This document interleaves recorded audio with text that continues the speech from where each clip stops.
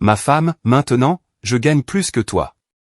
J'ai arrêté de payer ses factures, et elle a appelé ça du minimalisme. On dit que le succès change les gens.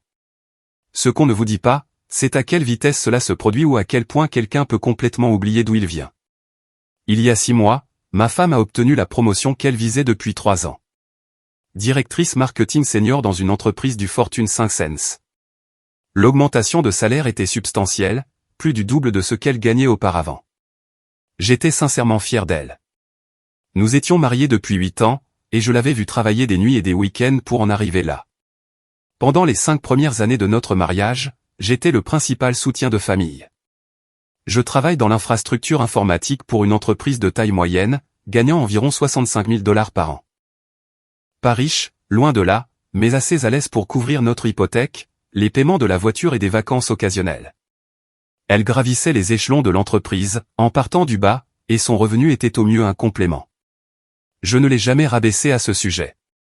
Je ne lui ai jamais jeté ma contribution financière au visage lors de disputes. L'argent, pour moi, n'était que de l'argent. Nous étions une équipe. Apparemment, elle ne voyait pas les choses de la même manière. Les changements ont commencé subtilement. De nouveaux vêtements pour le travail, ce qui était logique vu son nouveau poste. Puis sont venus les déjeuners coûteux avec les clients, les événements de réseautage, la nécessité de paraître comme une dirigeante à succès. J'ai tout soutenu sans poser de questions. Le succès exige un investissement, n'est-ce pas? Mais quelque part en chemin, le succès est devenu de la supériorité.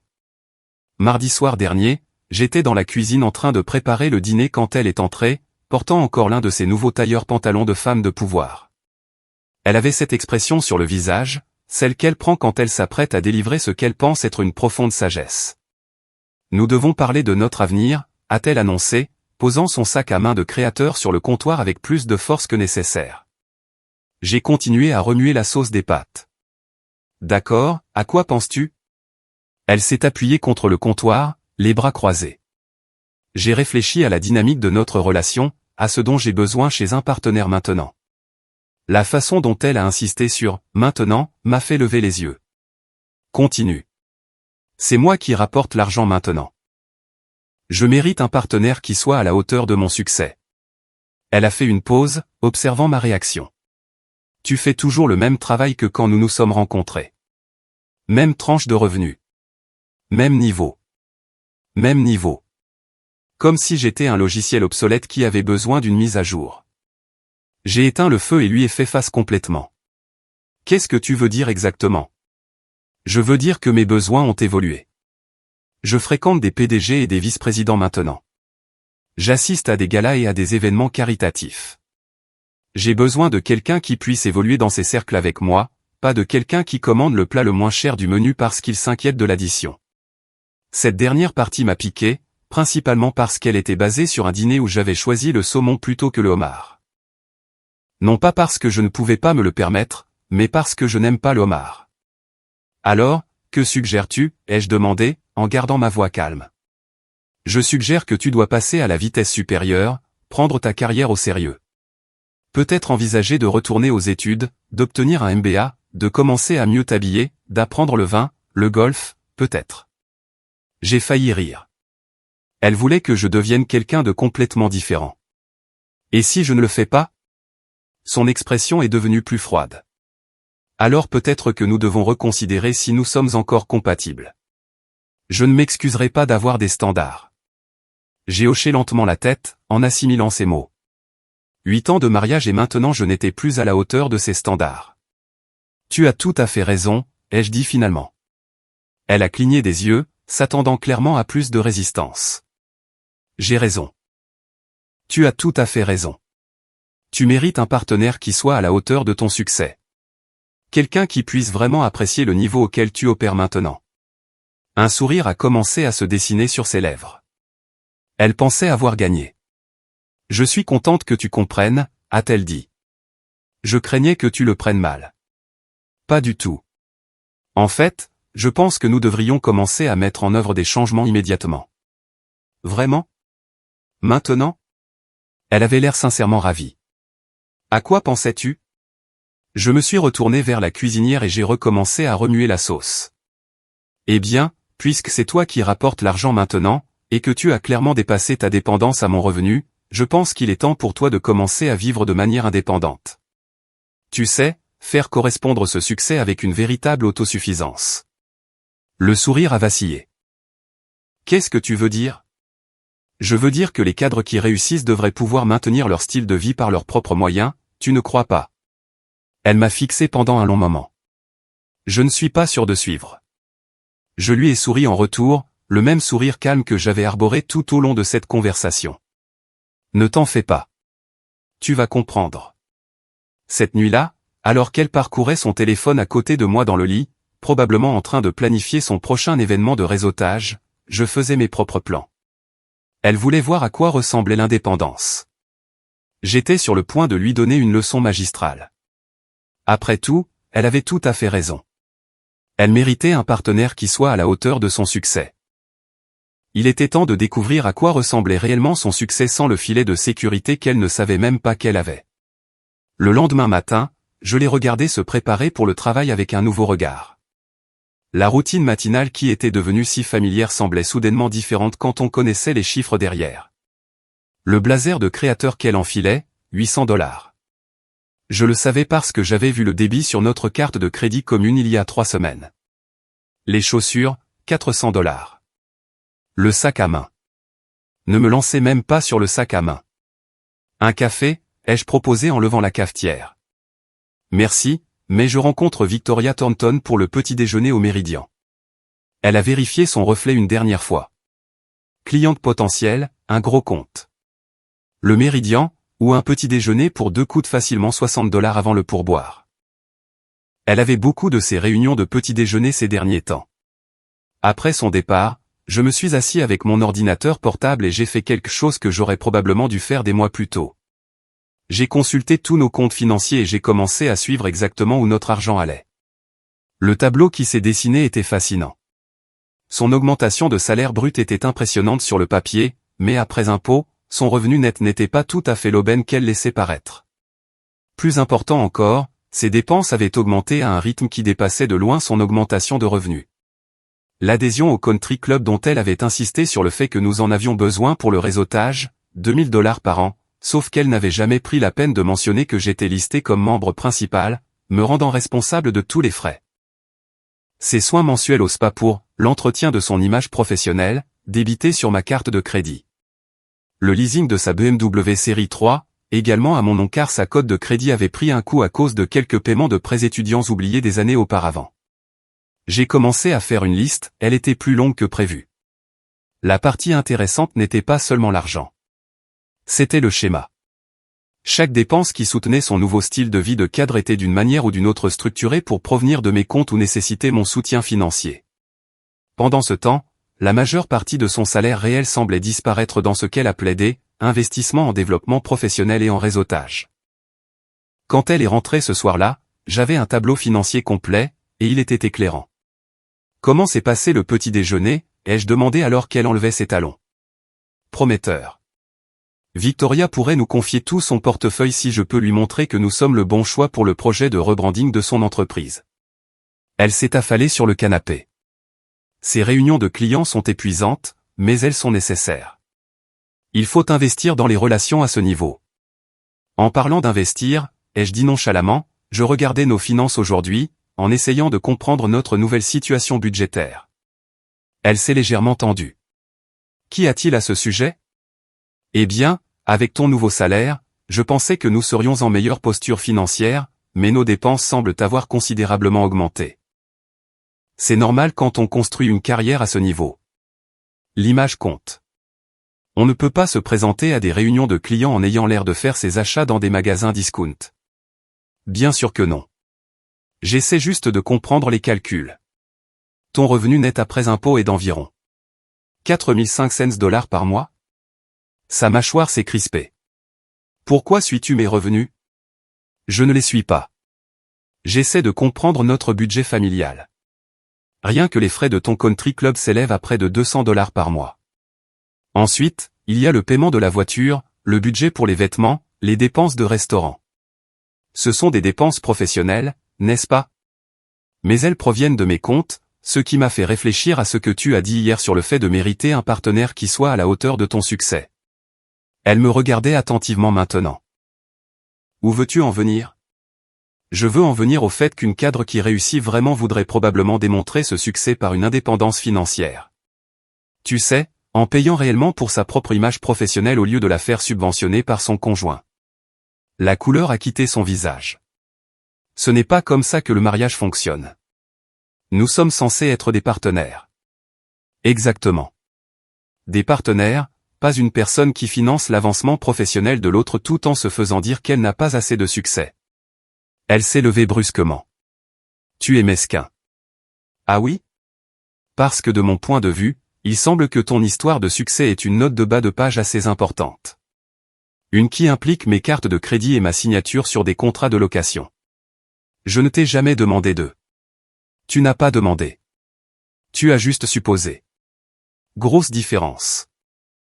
Elle m'a fixé pendant un long moment et j'ai pu la voir essayer de calculer exactement à quel point son style de vie actuel dépendait de mon soutien financier. Le calcul n'était pas joli et nous le savions tous les deux. Très bien, a-t-elle dit finalement. Si tu veux tout compter au centime près, nous pouvons diviser les dépenses à 50-50e.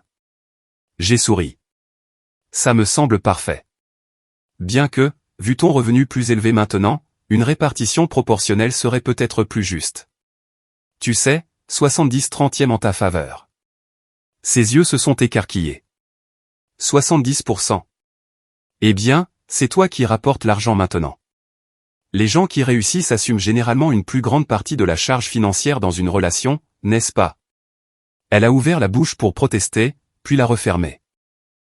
Après tout, comment pouvait-elle s'opposer à la même logique qu'elle avait utilisée pour exiger que je change toute ma vie? Nous en reparlerons plus tard, a-t-elle marmonné en se dirigeant vers la chambre. J'ai une réunion tôt demain. Alors qu'elle disparaissait dans le couloir, j'ai rouvert mon ordinateur portable. Demain allait être très intéressant. Après tout, elle voulait voir à quoi ressemblait le fait d'être à la hauteur de son succès.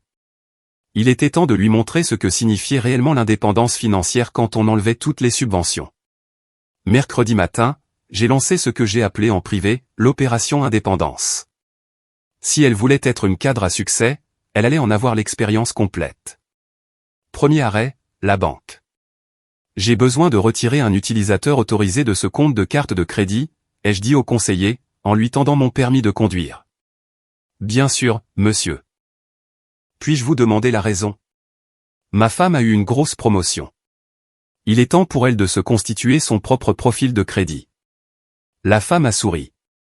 C'est merveilleux. L'indépendance financière est si importante. Si seulement elle savait à quel point elle avait raison. La carte supplémentaire qui finançait les mises à jour de la garde-robe de ma femme a été annulée en moins d'une heure. Je l'ai également retirée comme utilisatrice autorisée de mes deux autres cartes, celles qu'elle utilisait pour ses déjeuners d'affaires et ses frais de développement professionnel. Ensuite, j'ai appelé le Country Club. Arborview Country Club. Comment puis-je vous aider? Bonjour, c'est au sujet de mon adhésion. Je dois retirer ma femme du compte et annuler ses privilèges d'accès. Je vois. Souhaitez-vous passer à une adhésion individuelle ou conserver le plan familial sans son accès? Adhésion individuelle. Elle poursuit ses propres opportunités de carrière maintenant et voudra probablement rejoindre un club qui correspond mieux à son cercle professionnel. Absolument, monsieur. C'est très courant lors des transitions de cadre. Je vais traiter ce changement aujourd'hui. La voiture était plus délicate, mais pas impossible. Comme le contrat de location était à mon nom, je ne pouvais pas simplement la lui enlever sans complications juridiques. Mais je pouvais arrêter de faire les paiements et laisser la société de leasing s'occuper du reste. 3 paiements manqués déclencheraient des procédures de reprise de possession. J'ai plutôt choisi une approche plus élégante. J'ai appelé le bureau de leasing. J'ai besoin de discuter des options de résiliation anticipée du contrat de location pour mon compte BMW. Certainement, monsieur. Cherchez-vous à passer à un modèle plus récent? En fait, le véhicule ne sera plus nécessaire. La conductrice principale a atteint un niveau de succès où elle voudra prendre ses propres dispositions pour son transport. Après 20 minutes de paperasse et de frais, j'avais un rendez-vous de restitution volontaire prévu pour le vendredi.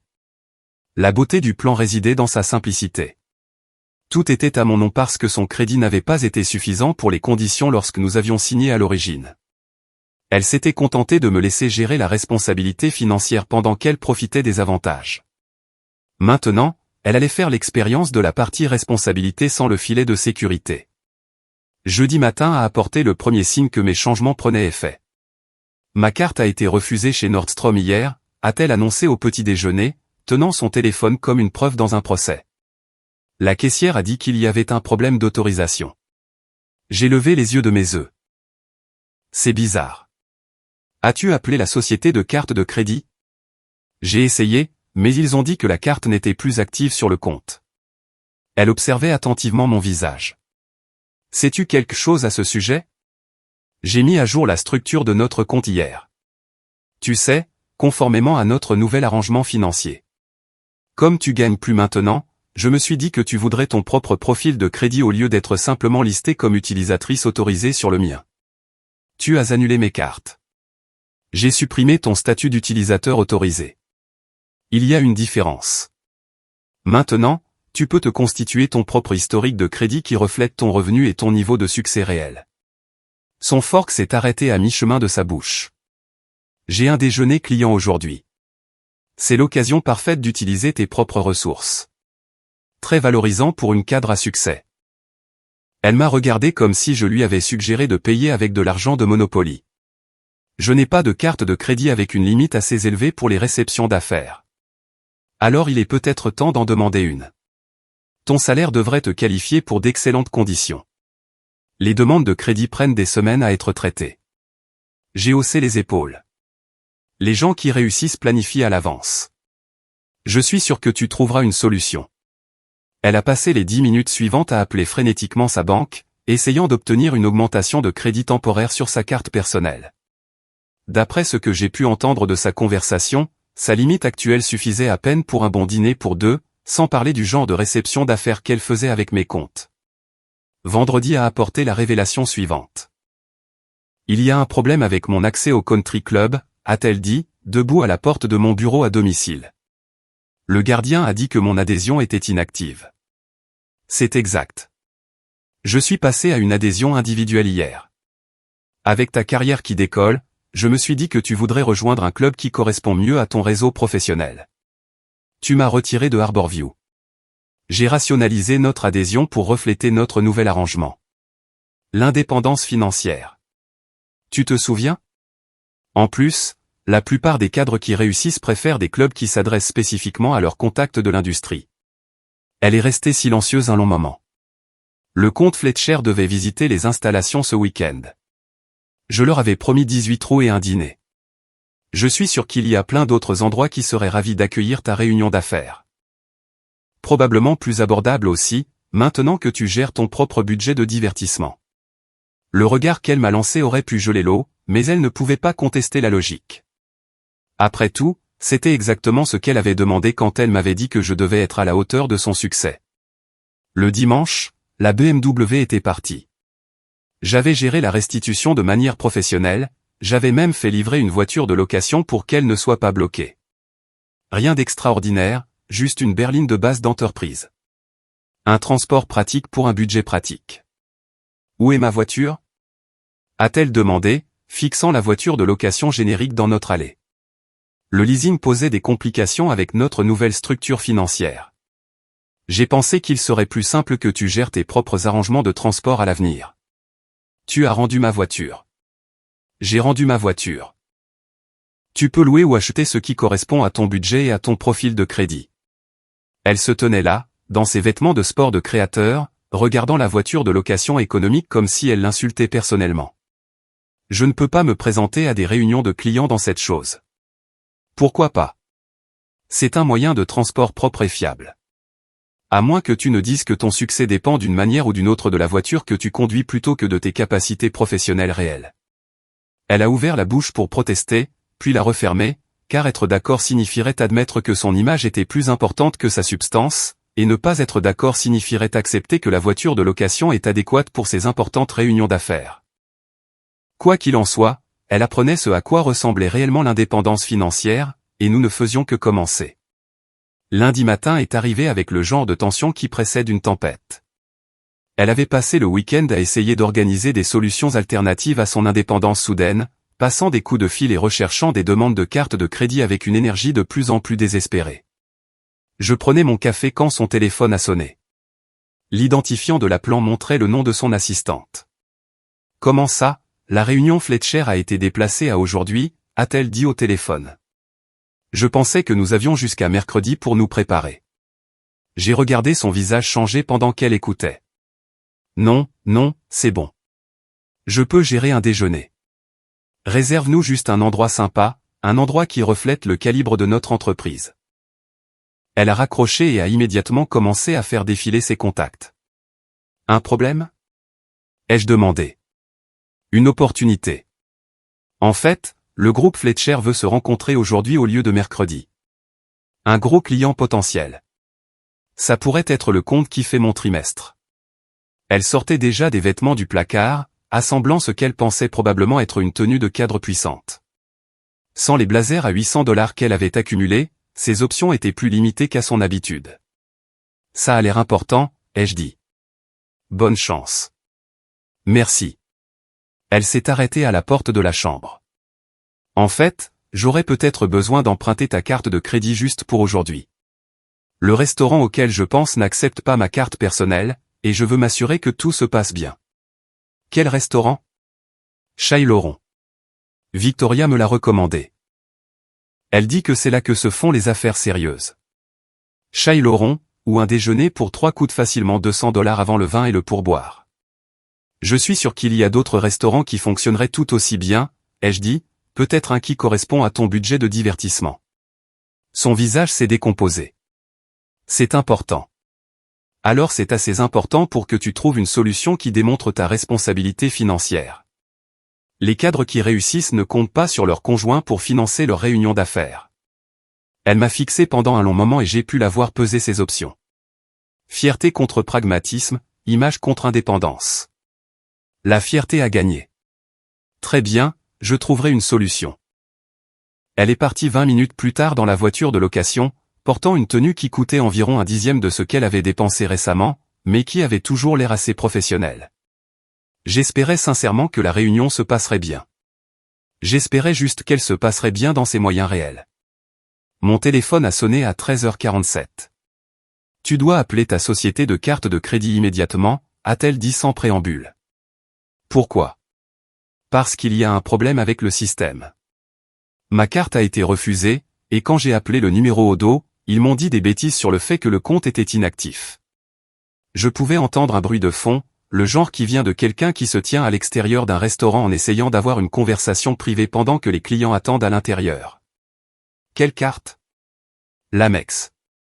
Celle que j'utilise toujours pour les repas d'affaires. L'Amex qui était une carte supplémentaire sur mon compte. Oui, évidemment. Peux-tu simplement les appeler et régler ce problème technique, quel qu'il soit?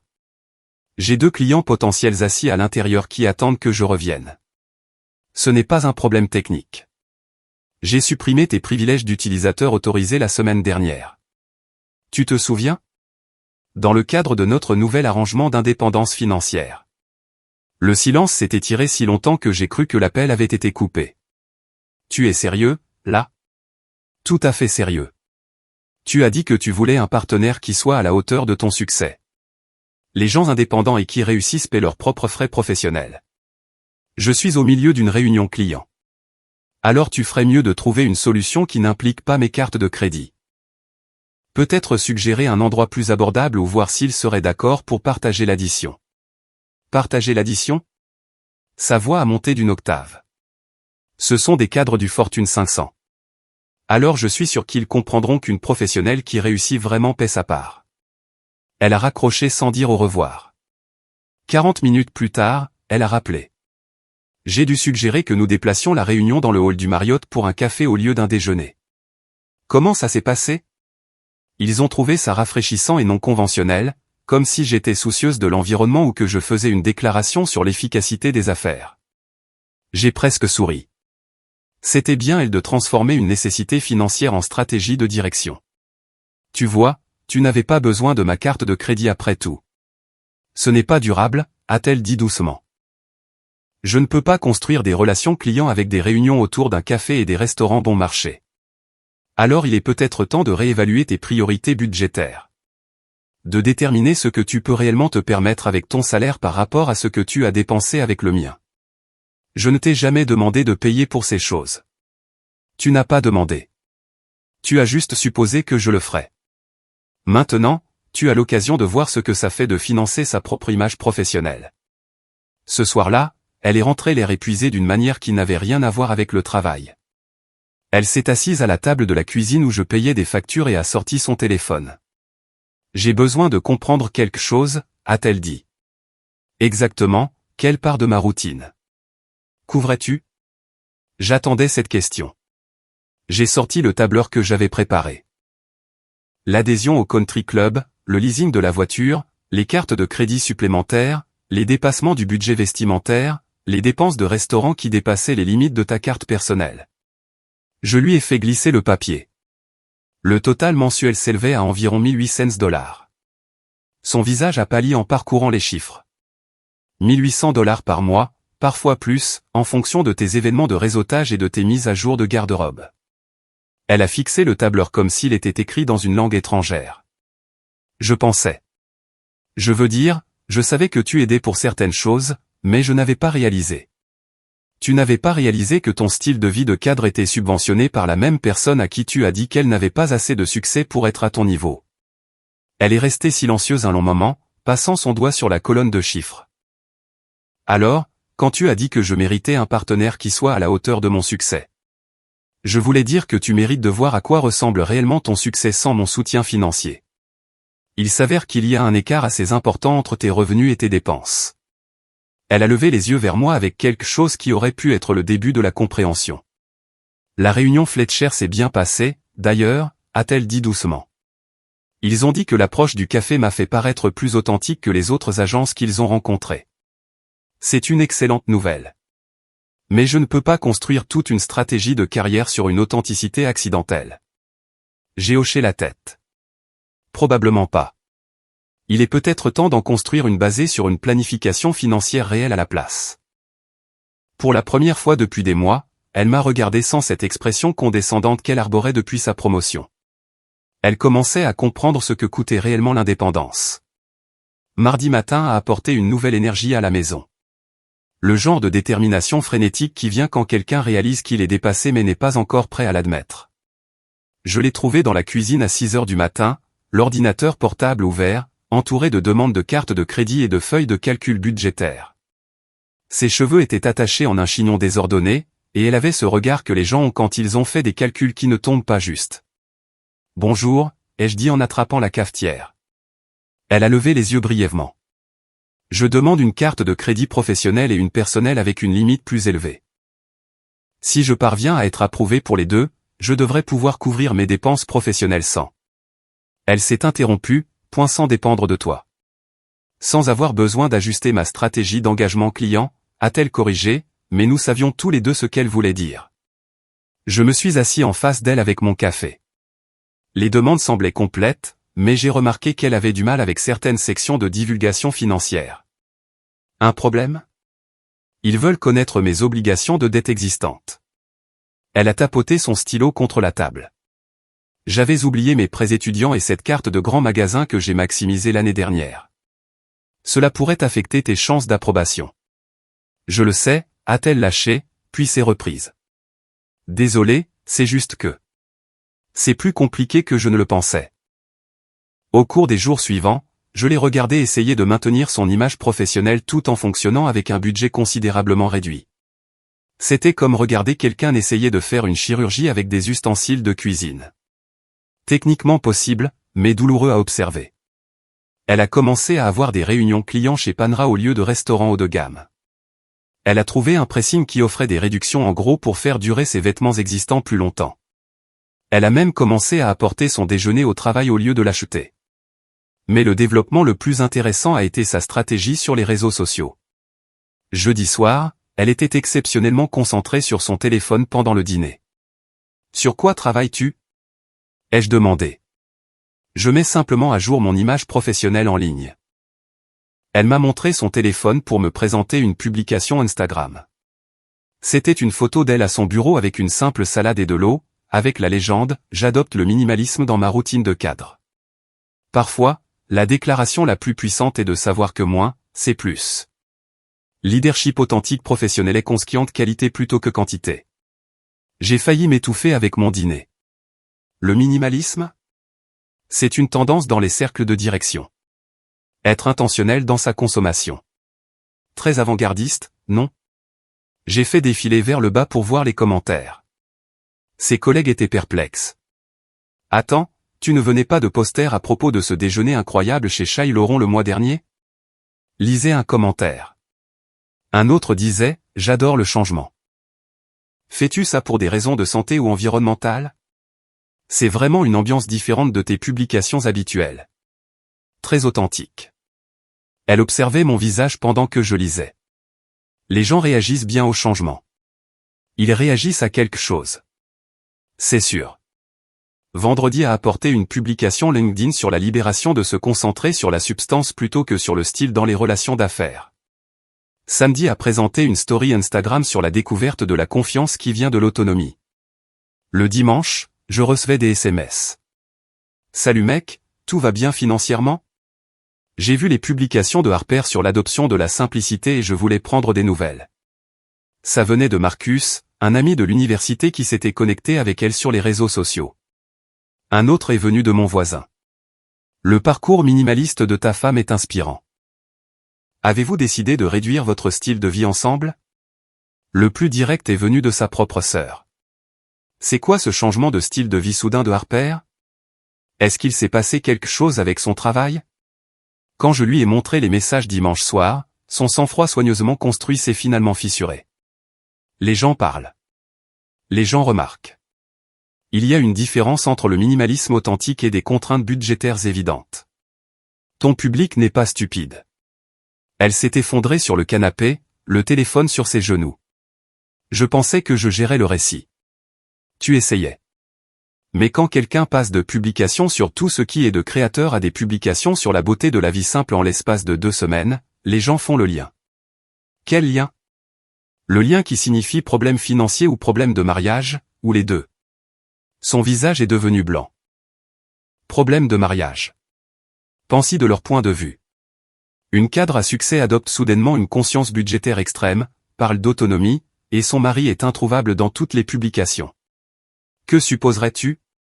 Elle est restée silencieuse un long moment, faisant défiler ses publications récentes. J'essayais de faire en sorte que ça paraisse intentionnel. Ça a l'air intentionnel, d'accord, mais pas de la manière que tu voulais. Lundi matin a apporté la confirmation que nous attendions tous les deux. Ces demandes de carte de crédit ont été refusées, toutes les deux. Le rejet de la carte professionnelle citait un historique de crédit insuffisant par rapport aux dépenses professionnelles déclarées. La carte personnelle citait des préoccupations concernant le ratio dette-revenu. Ils veulent que je refasse une demande dans 6 mois après avoir démontré une meilleure gestion financière, a-t-elle dit, fixant la lettre de rejet.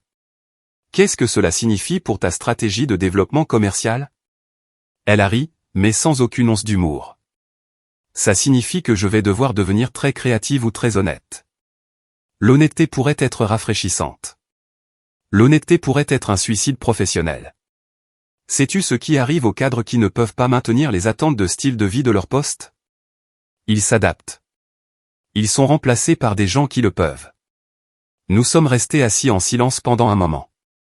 Dehors, j'entendais notre voisin démarrer sa voiture pour se rendre à son propre travail, probablement sans se soucier de savoir si son moyen de transport donnait la bonne impression ou si le lieu de son déjeuner reflétait son calibre professionnel. J'ai un dîner client demain, a-t-elle dit. Enfin.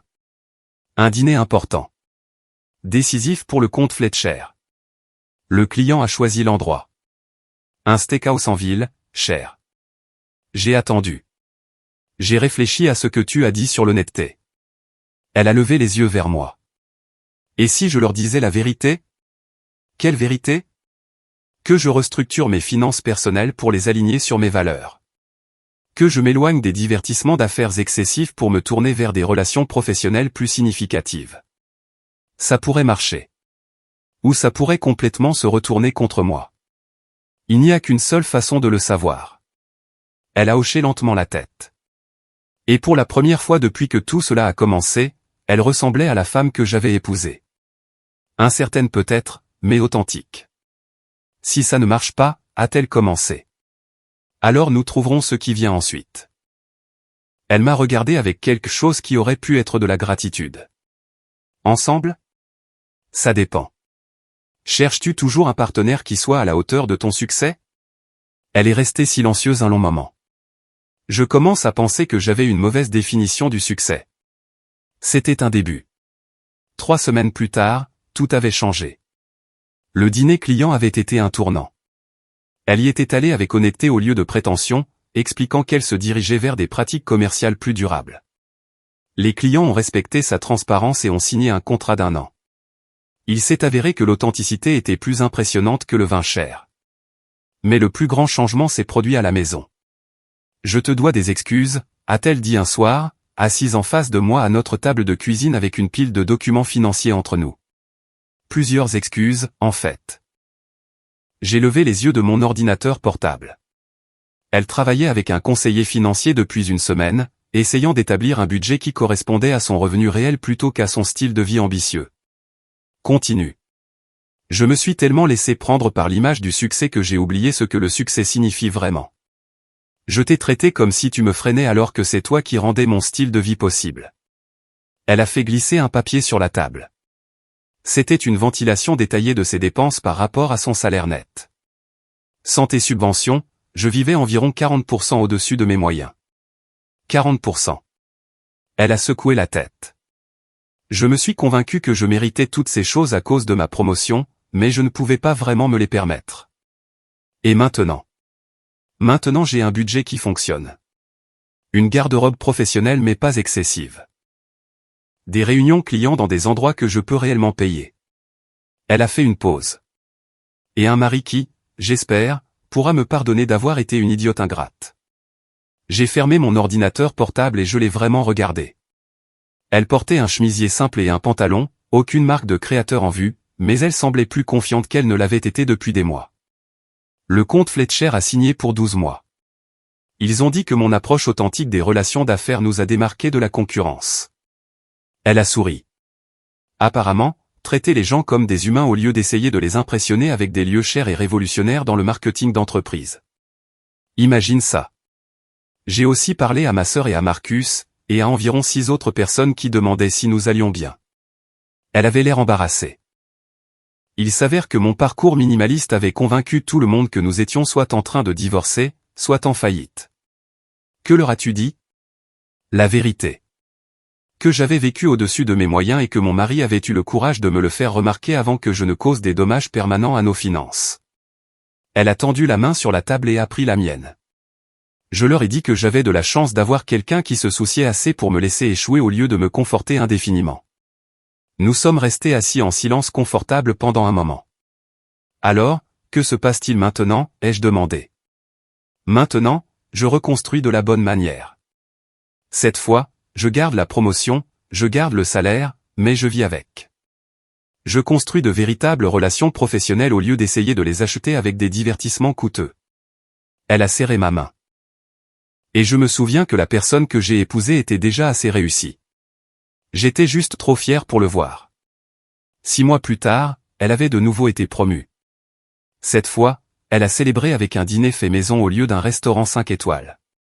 Elle a appris que le respect n'était pas quelque chose que l'on pouvait acheter avec les bons accessoires ou le bon lieu. Ses collègues ont commencé à venir lui demander des conseils sur l'équilibre entre vie professionnelle et vie privée et sur la planification financière. La femme qui avait failli détruire son mariage en poursuivant une image est devenue connue pour son authenticité et sa sagesse pratique. Et moi, j'ai retrouvé ma femme. Celle qui comprenait que le partenariat signifiait se soutenir mutuellement, pas compter les points.